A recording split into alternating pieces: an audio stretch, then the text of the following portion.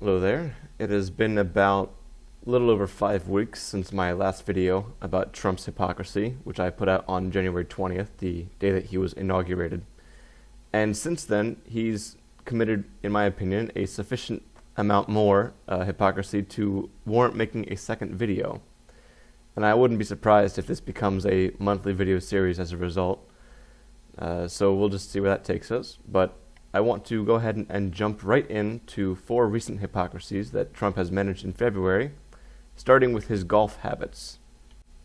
There is a very handy list of Trump's criticisms of Obama's golf trips, which is widely available online now.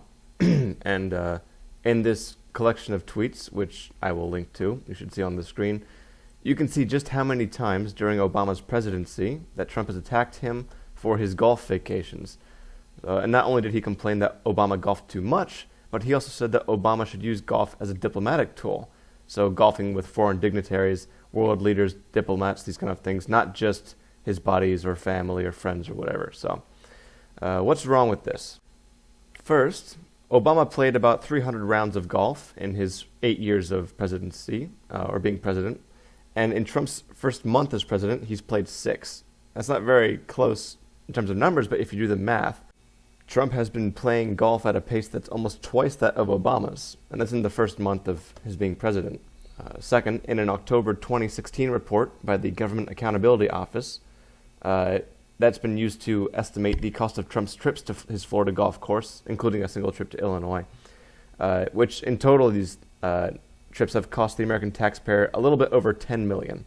So that's $10 million in the first month of Trump's presidency that he's spent on recreational trips, compared to the $97 million price tag of Obama's total travel in his entire 8 years in office.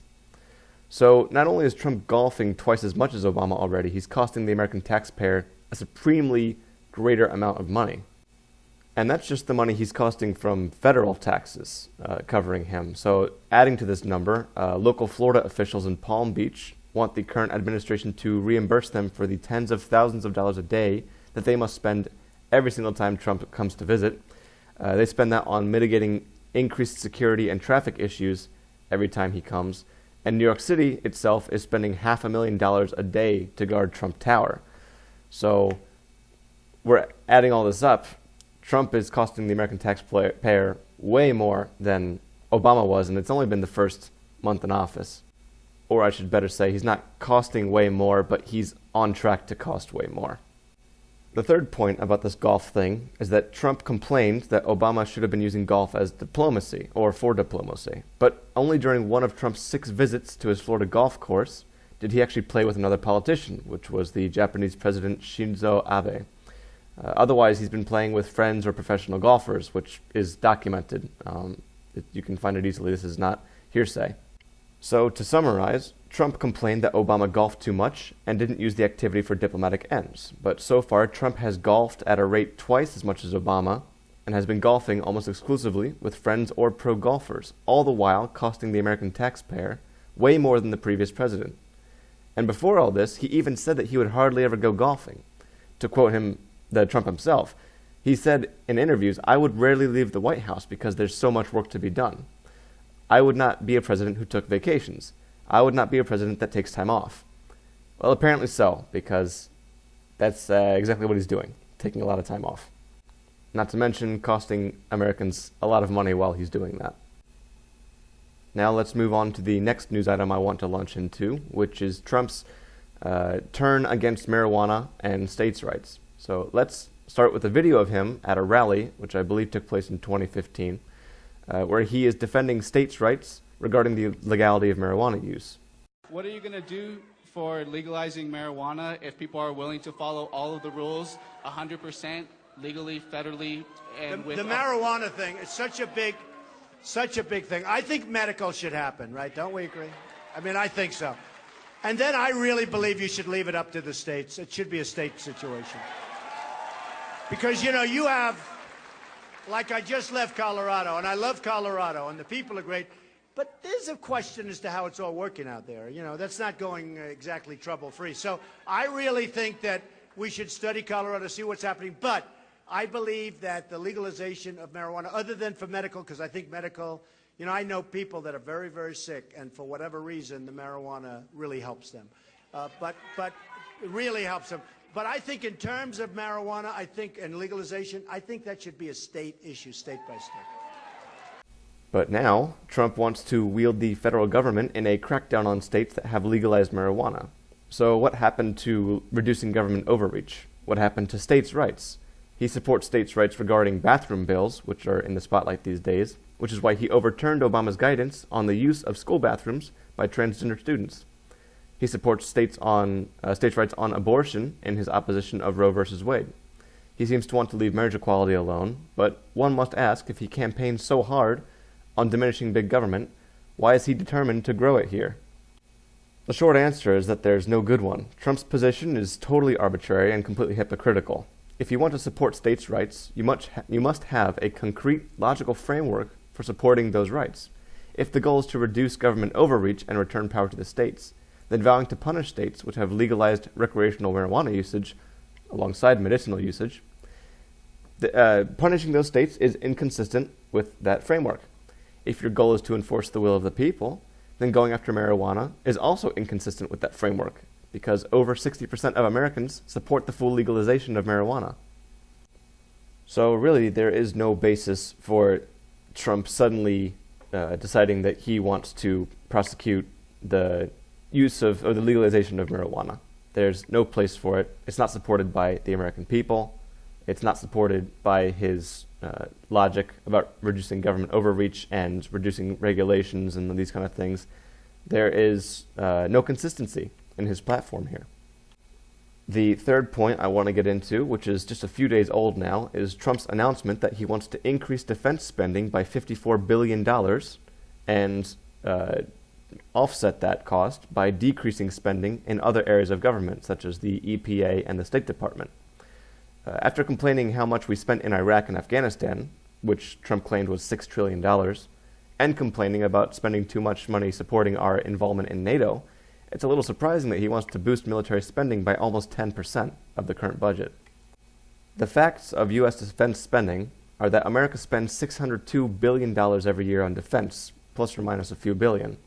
That accumulates to 34% of the world's total defense spending, and is more than the next 7 countries' defense spending combined.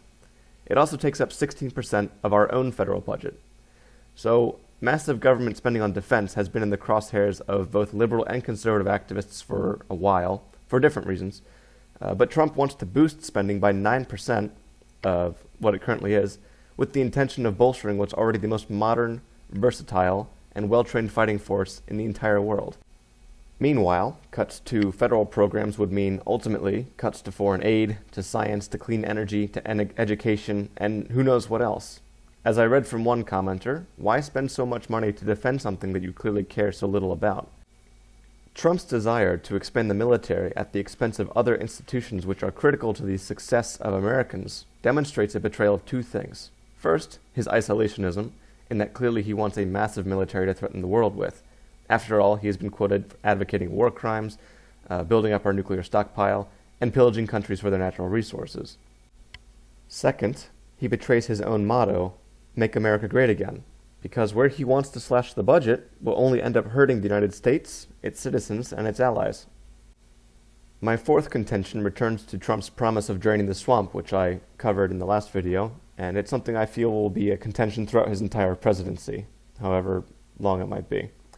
In this video, we're going to start with his repeal of a Securities and Exchange Commission law that was designed to increase trade transparency and combat corruption. Specifically, the law required oil, gas, and mining companies to disclose overseas royalties and other payments. This law was meant to fight against corruption in developing countries with vast natural resources, as these vast natural resources themselves would be really very often become the breeding grounds for corruption, poverty, and instability within those countries. So Trump's idea is that the law kills American competitiveness, despite the fact that other countries are enforcing similar laws. So where Trump can be ethical and support both foreign stability and American security, he has chosen not to do those things, further cementing his support of corrupt practices. In addition to this law being killed, it's come out in the open that every one of Trump's cabinet picks, or at least most of them, were selected to help undermine and destroy as much as possible those agencies for which they were nominated to lead. We have Steve Bannon to thank for this revelation, who no doubt is the mastermind behind it. In essence, then, Trump's administration hasn't just become so hypocritical as to go against draining the swamp. They want to flood the swamp with such corruption that it dies altogether and ceases the ability to function properly. It's really a strange twist that the campaign to make the government work for the people again has ended up becoming a campaign to make the government stop working altogether, unless you exclude the military, of course. I am not in favor of alarmism, but Trump's time in office has so far been seriously concerning. Demonization of the free press, restricting the definition of what constitutes a true citizen, a military buildup, minimizing institutions for the American people, supporting oppression, sometimes under the guise of states' rights and sometimes in opposition to them. This administration is looking alarmingly like a few too many dictatorships of modern history. Last but not least, I want to round out this video with pointing out not just the hypocrisy of Trump, but Republican politicians who are truly no longer representing the will of their constituents. By canceling town hall meetings, or worse, running out from them, too many Republican congresspersons are rejecting doing what they were actually elected to do, which is listen to and enforce the will of the people. Even among those who have gone to town hall meetings, those we have seen have demonstrated that for Republicans, their constituents are people they control, not people to whom they are responsible. There's no doubt that this is the reason that the approval of Congress has now been at a historic low. Politicians are no longer adequately representing their constituents. But these town hall meeting debacles clarify just how much they have psychologically broken from what they were put in office to do. I don't exempt Democrats from this criticism, but there is a reason that Republican politicians are facing so much backlash now. It's because people are finally realizing that voting for them and voting for Trump was against their best interests. And now they want their representatives to know that kowtowing to Trump's desired policies and towing the party line does not interest them in the least. Proper representation does.